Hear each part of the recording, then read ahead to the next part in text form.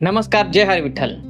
आषाढ महिना सुरू झाला की आपल्या प्रत्येकाच्या मनात एकच नाद घुमतो, तो म्हणजे टाळ मृदुंगांचा आणि विठ्ठल नामाचा. वारीचा हा सोहळा डोळे भरून पाहणं आणि त्यात सामील होणं हा एक अद्भुत अनुभव असतो.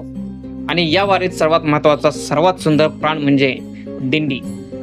आज आपण याच दिंडीबद्दल समजून घेणार आहोत. सोप्या भाषेत सांगायचं तर दिंडी म्हणजे केवळ वारकऱ्यांचा समूह नाही, भक्ती आणि एकत्र येण्याचा एक सुंदर सोहळा आहे.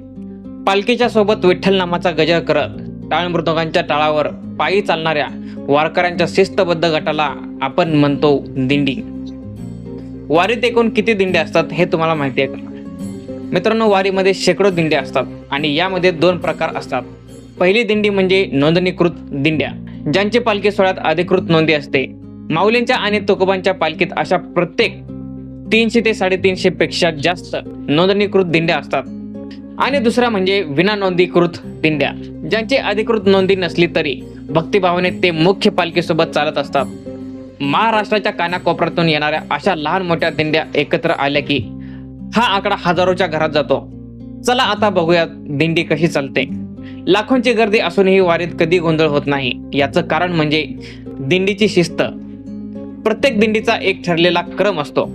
सर्वात पुढे असतात खांद्यावर भगवी पताका घेणारे वारकरी, त्यांच्या मागे डोक्यावर तुळशी वृंदावन घेतलेल्या महिला भगिनी, मध्यभागी विणा घेतलेले विणेकरी आणि त्यांच्या अवतीभोवती टाळ मृदुंग वाजवत अभंग गाणारे वारकरी. आणि या संपूर्ण दिंडीची राहण्याची, जेवणाची काळजी घेणारे दिंडी प्रमुख. प्रत्येक दिंडीसोबत एक गाडी असते, ज्यामध्ये वारकऱ्यांचे सामान आणि रात्रीच्या स्वयंपाकाची सोय असते. आता पाहूया वारीतले खास क्षण कोणते आहेत.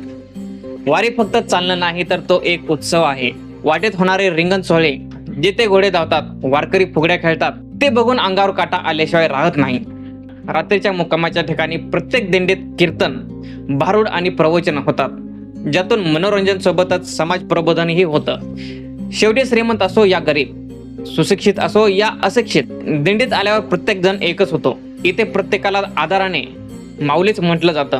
ही तर आपल्या महाराष्ट्राची खरी संस्कृती आहे. मित्रांनो, तुम्हाला ही माहिती कशी वाटली कमेंटमध्ये नक्की सांगा. अशाच वारीच्या अपडेटसाठी आपल्या चॅनलला सबस्क्राईब करा आणि कोणतेही अपडेट मिस करू नका. धन्यवाद. जय हरी विठ्ठल.